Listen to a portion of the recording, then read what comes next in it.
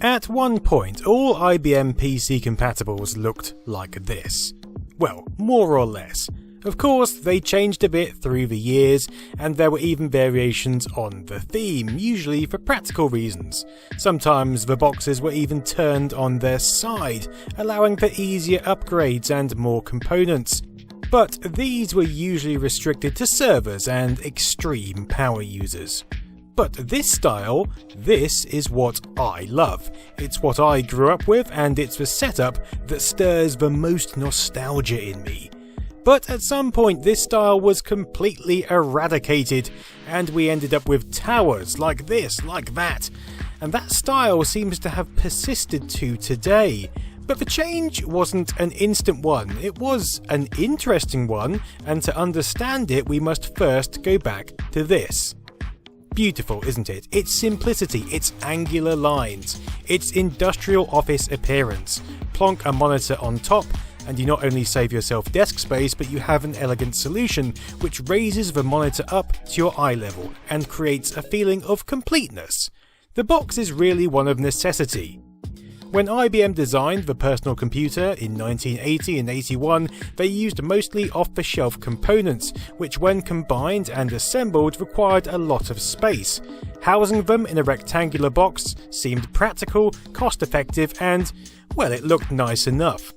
It might not have been as elegant as some of their previous machines, such as the System 23 Datamaster, but it worked, and crucially, its design allowed you to move the monitor, lift off the lid, and expand your machine with an array of components, and soon to be called ISA cards. When IBM PC clones hit the market, they all pretty much followed suit, and apart from the odd standout design, all began getting a little beiger. And actually a bit more uniform and boring. By the 90s we had many different brands: Compaq, Tiny, Dan, Dell, Evesham, Packard Bell. The list is endless, all looking pretty much the same. Some cases were thicker, some thinner, some wider, some had more expansion bays. Some had buttons, panels, even side styling, but they were all cast from the same mould.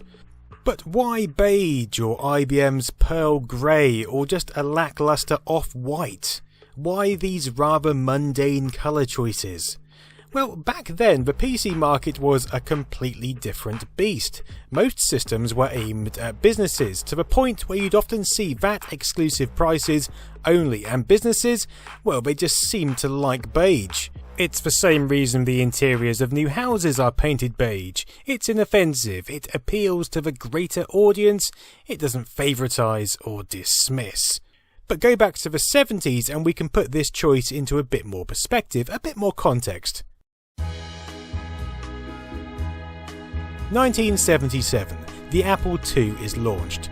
It's beige. It sported a shiny new coloured Apple logo, but it was still very much beige. It's also the year the silverish TRS-80 was launched and the whitish Commodore PET. These were also personal computers intended for business, but also home use.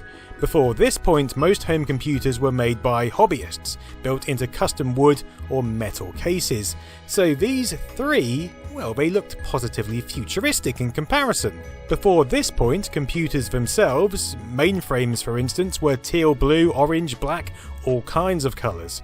In fact, according to Walter Isaacson, a biographer of Steve Jobs, the Apple II beige was chosen to actually set it apart from all the grey metal cases of other machines. Jobs apparently trolled stores looking for something lighter and friendlier, and his inspiration was a Cuisinart food processor.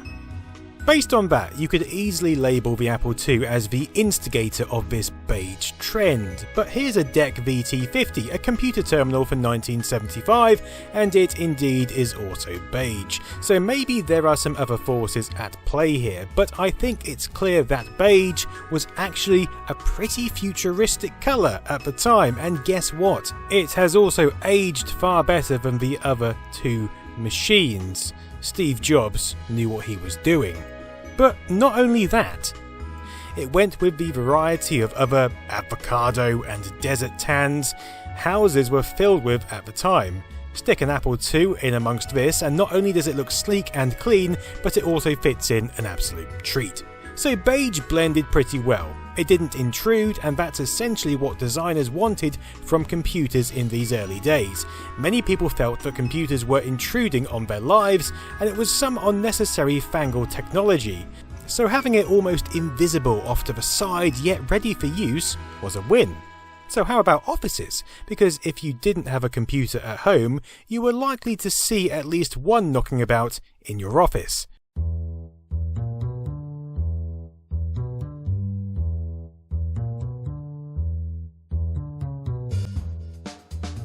Well, in the 1960s, the office workplace took a huge step towards a more open landscaped area. This was a style popularised in Germany known as Bürolandschaft, literally translating to office landscape.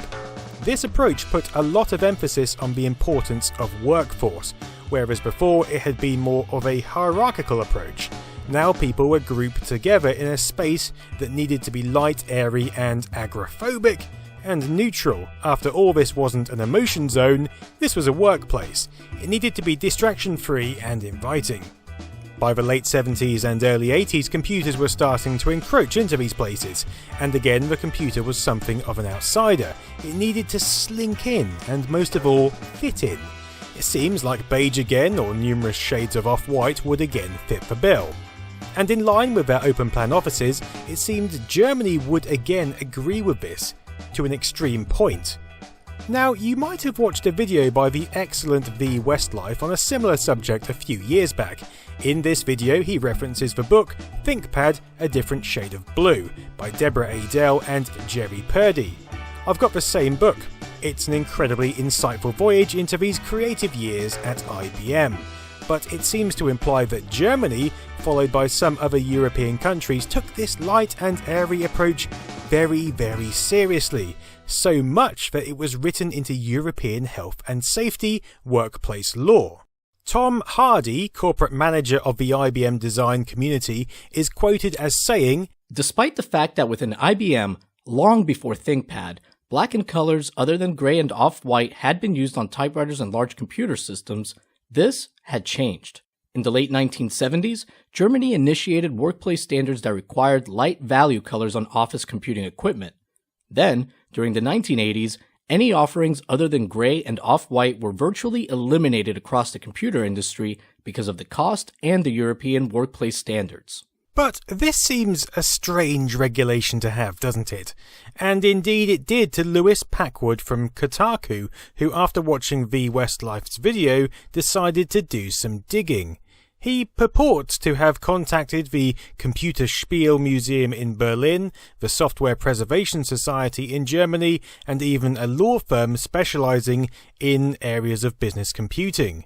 Despite looking into it themselves, none of these were able to identify such a law or regulation, although it was noted that German workplace standards in general were pretty strict.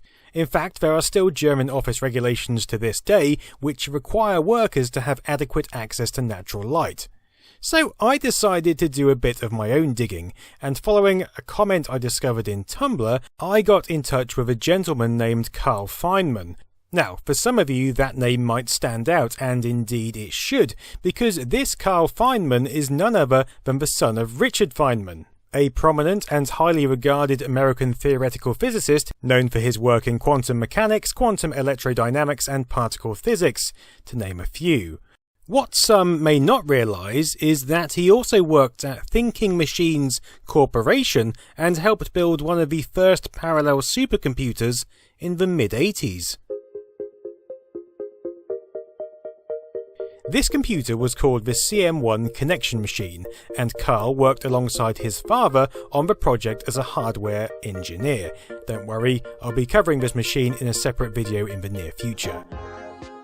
But anyway, Carl kindly explained to me that the Connection Machine used a Symbolics Lisp machine as a front end. All good, but Thinking Machines wanted to bring the aesthetic in line with the incredible Connection Machine, so they decided to make a new bezel to replace the beige Symbolics monitor bezel. This new bezel was to be black with a red strip running around it to match the computer, but they were hampered by those pesky German workplace regulations, which required a bland or non-colour. The end result was the monitor bezel was made pale grey, so it would fit in with German health and safety laws and be allowed in a workplace. Boy, the reasons for using these non-colours are really starting to stack up, especially when you take economies of scale into account. For instance, you only have to go back to the ThinkPad book and read a few pages on where it states the Yamato development team felt the black finish was quite a challenge, as black was very difficult to do and was almost impossible to get an exact colour match between parts. Probably the reason why beige was also the standard colouring for East Asian suppliers of floppy disk drives, CD-ROM drives, and most other peripherals that would fit into these PC boxes. Another reason to stick with beige. By the mid to late 80s, anyone wanting to go against this beige grain were going to face a huge uphill struggle and largely increased costs. It's for that reason there needed to be a huge motivator behind moving away from beige, and that motivator could come in the form of a business case or indeed a person.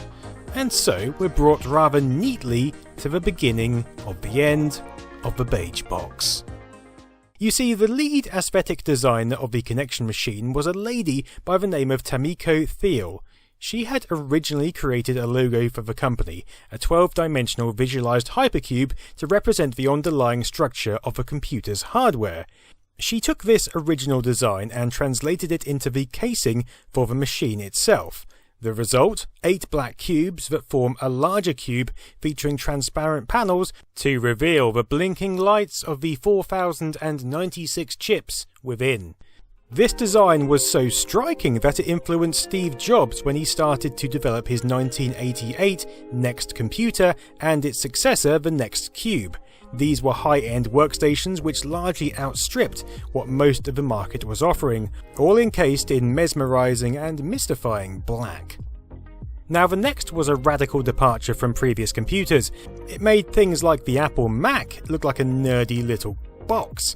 This black beast of a machine symbolised a power shift in the world of computer, from something that we should perhaps be ashamed of, a clerical tool, to something that we could now use centre stage, something that could transform our lives and our businesses, something that could even create new businesses. This was the computer coming of age.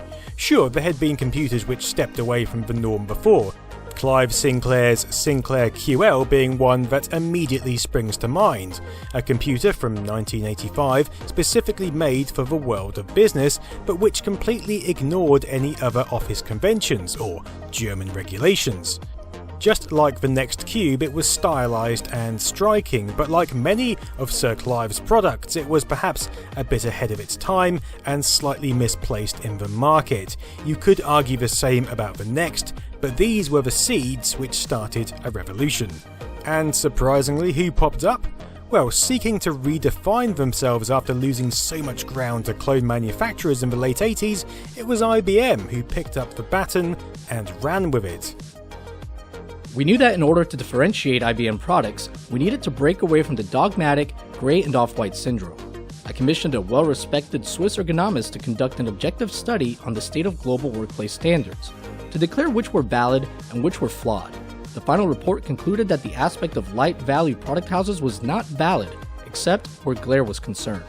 IBM then debated with the German Standards Authority, who capitulated to the use of black with the condition that German manual covers boldly displayed the words, "This product not for office use." This bold statement, combined with some other design quirks, ensured the ThinkPad made a successful impression. By 1996, IBM had launched their first black desktop PC, a tower case with a black multimedia monitor. This was definitely a departure from what had gone before.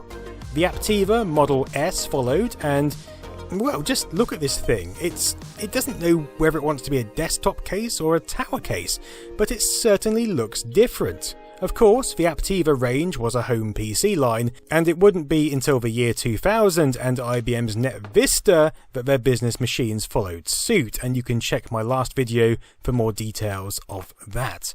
But of course, in the middle of this was once again Steve Jobs.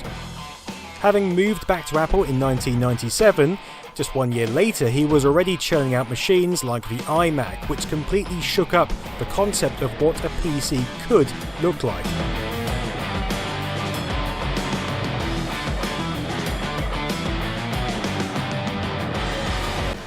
Here the screen and computer were one unit, and I'm sure it certainly paved the way for IBM's Net Vista. But the choice of colours on offer was extraordinary. And look at this Think Different Apple advert from 1998. It shows Richard Feynman wearing the Thinking Machines logo t-shirt, and it's being used to promote the brand new iMac. It's weird how these things are connected. Today's video is sponsored by Raycon. Now, when I'm approached by companies, I first test their products before I agree to sponsorship, and goddamn, I'm glad I tested these. What I have is their latest everyday E25 earbuds, and they are amazing. I'm used to using chunky wired headphones, but there's no way I'm going back after these. These tiny earbuds give better sound than what I had before, but what's best is the incredible freedom they bring. I can go out for a jog and everything's connected, there's nothing to pull on, no wires to get in the way. And it's a revelation! And they've got buttons on the side that you can use to turn the volume up, down, skip the track, turn off calls. It's like the future! What's more, this little box actually charges the earbuds 3 times without being plugged in. We're talking 6 hours playtime, seamless Bluetooth pairing, more bass, and a snug noise isolating fit that really works well. And they're about half the price of other premium earbuds on the market. And by clicking the link below and visiting buyraycon.com/nostalgianerd, you can grab 15% off your first order. Now, they come in lots of colours too, just not beige. Now, those of us still clinging onto our beige boxes were really starting to feel left behind, and it wouldn't be long for other PC manufacturers to bring out their own remixes of the PC concept. Most stayed safe, but some went bold. And by 2001, 2002, most manufacturers had moved away from beige. But for the obvious, black seemed to be the new choice. Well, to cut costs, you see. Dell went with black, and it was different, but yet it was still unoffensive and plain. Somehow PC manufacturers had managed to mix up the business marketplace by choosing yet another non-colour as the basis. CRTs went, LCD panels came in, which also meant the desktop box said goodbye. After all, a flat screen on a massive box just looks a bit silly. You didn't need to take up all that desk space anymore. Your flat screen could fit neatly to one corner, and the tower could be placed neatly under the desk. The tower design also allowing for far easier expansion and more room than the desktop cases of old, and that was important with growing power supplies and video cards. And like that, the beige box was a thing of the past, a relic, a thing for collectors and purveyors of old. But like everything, fashion, cars, even game consoles, colours and design choices come in circles, and I'm fairly certain we'll see beige again in the very near future. After all, it does look kind of cool, don't you think? Thanks for watching, and have a great evening.